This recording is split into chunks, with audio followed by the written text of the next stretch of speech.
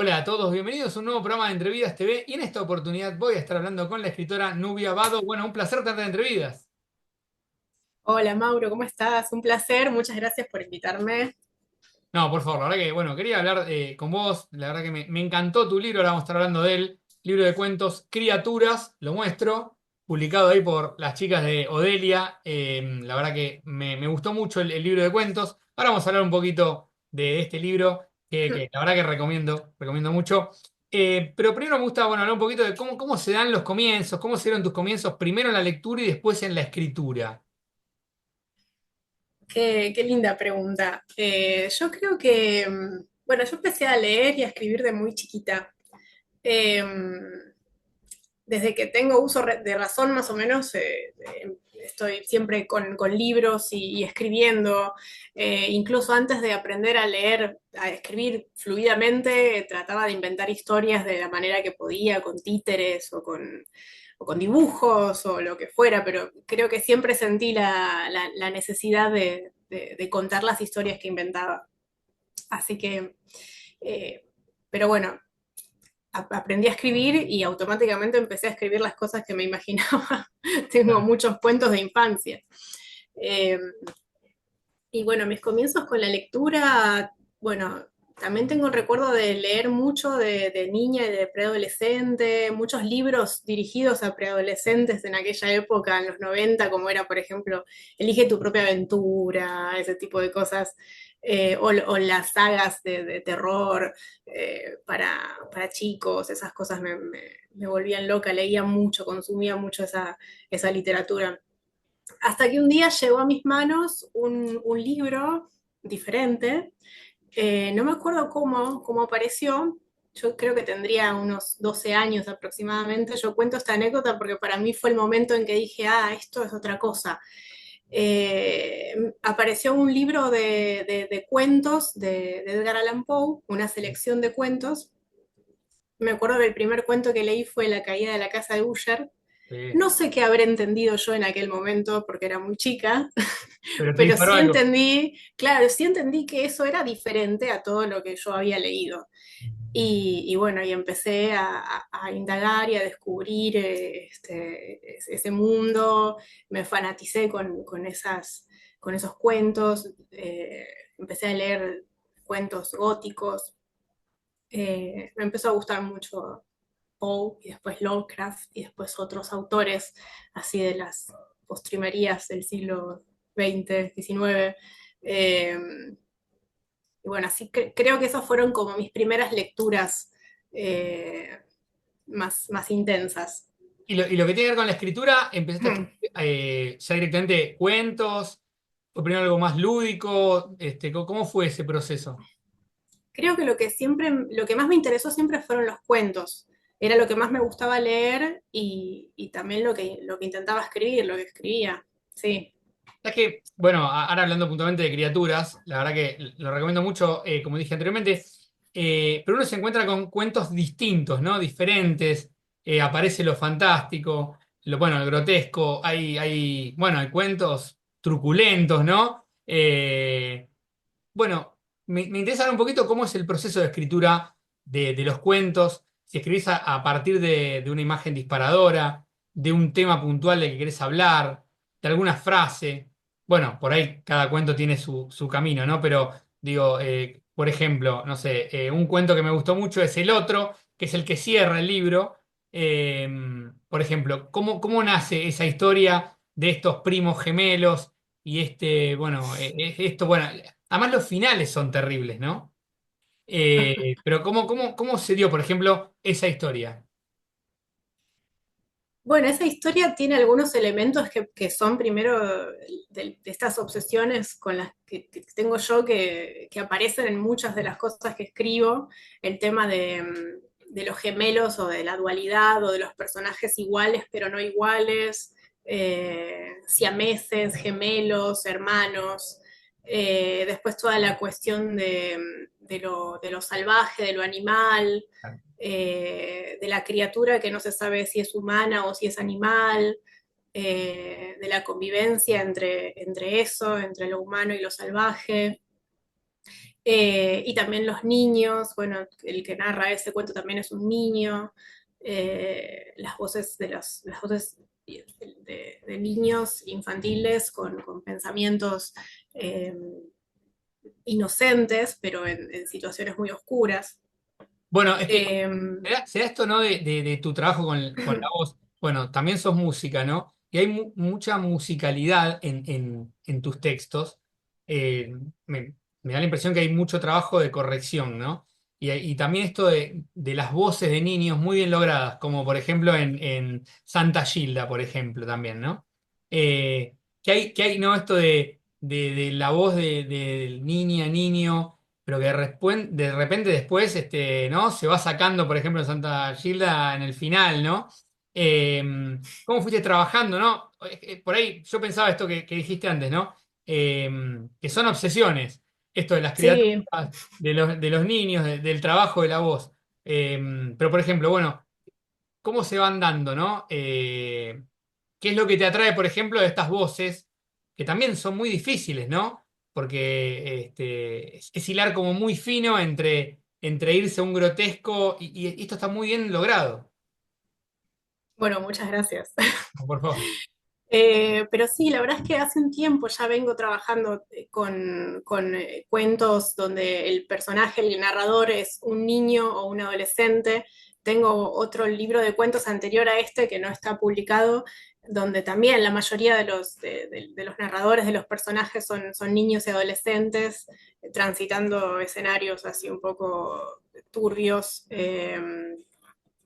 Creo que me interesa la voz de los niños porque pueden decir y hacer cosas impensadas, porque hay menos prejuicios que en la voz adulta, y también hay más inocencia, hay más ternura.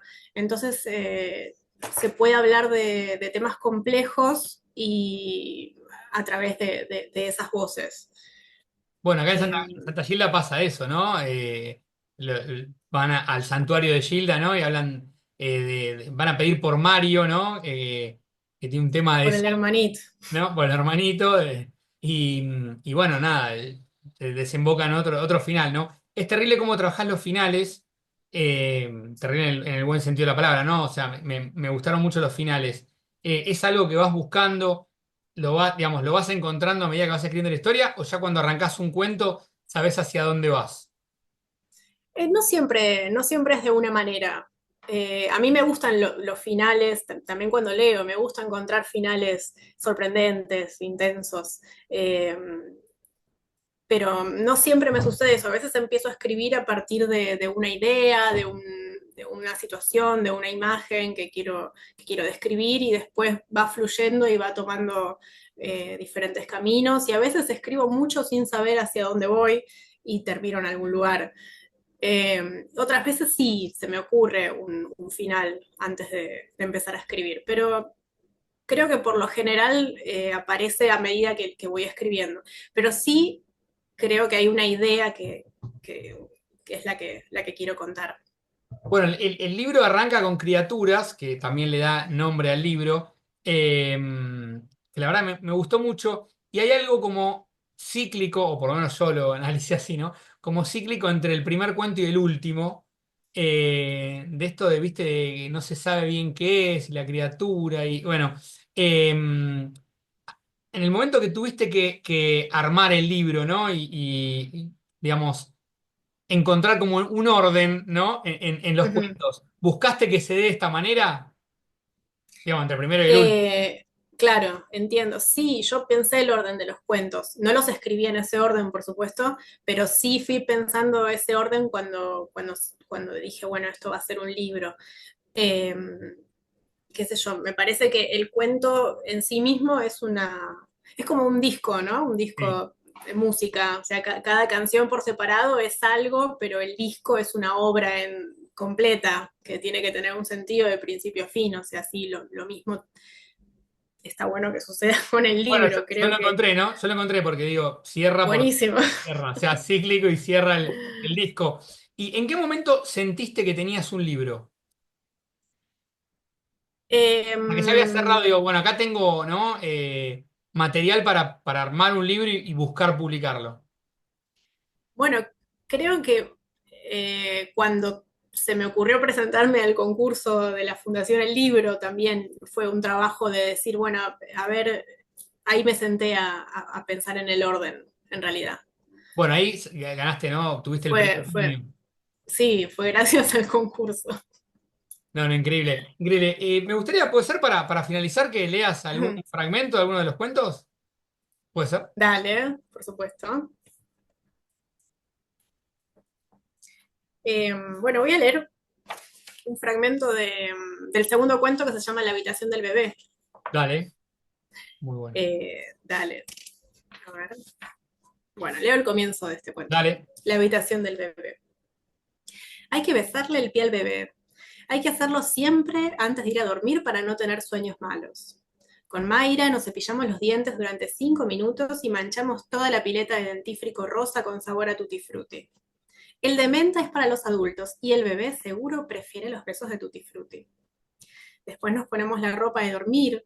Mayra usa un camisón sin mangas que le llega hasta las rodillas y yo una remera de Spider-Man que tiene un agujero en la axila. Mayra me pregunta por qué mis calzoncillos son todos verdes o azules y se ríe.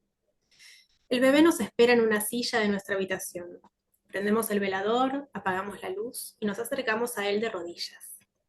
El que apoya las manos pierde y tiene que volver atrás. Cerramos los ojos y repetimos en voz baja lo que nos enseñó la abuela. Jesucito de mi vida, eres niño como yo, por eso te quiero tanto y te doy mi corazón. Tómalo, tómalo, tuyo es, y mío no.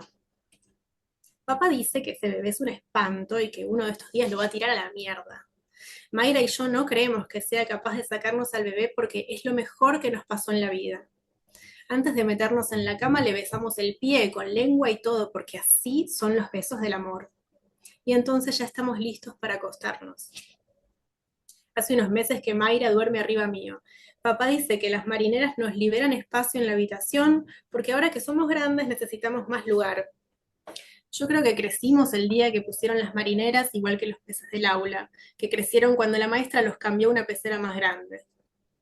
Cuando la abuela se muera, uno de nosotros va a ocupar su habitación y ahí vamos a terminar de crecer lo que nos falta. Mayra pregunta si el bebé se va a quedar así o va a crecer con nosotros. Yo le digo que los juguetes no crecen y ella dice que el bebé no es un juguete, que es una figura santa. Repite lo que dice la abuela, lo de la figura santa. Y que algún día se va a transformar en Jesús hombre, con barba y músculos. Y si llega a pasar lo de la transformación, papá le va a tener miedo y no va a decir más que lo va a tirar a la mierda. Yo también le voy a tener miedo, todos nos vamos a asustar, todos menos Mayra, porque a ella le gustan los hombres. Una vez vi que Mayra le daba un beso con lengua al televisor. Estábamos viendo la misa y cuando la abuela se fue a hacer pis, Mayra dijo que los niños que estaban disfrazados de curas eran lindos y que quería casarse con ellos. Yo me reí tan fuerte que papá vino a ver qué pasaba y la sacó a Mayra de los pelos. Le dijo que cómo iba a chupar la pantalla, que se podía quedar electrocutada. Y también dijo que por qué veíamos esa porquería y cambió de canal. Nos puso dibujitos. Mayra lloró. Nunca duermo antes que Mayra. Espero que se quede totalmente quieta, levanto las piernas y apoyo los dedos gordos de los pies en su cama.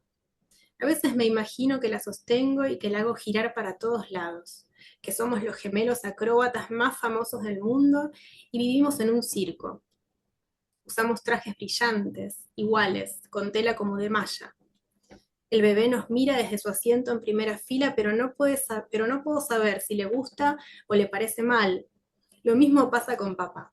Las cosas más divertidas a veces le parecen mal.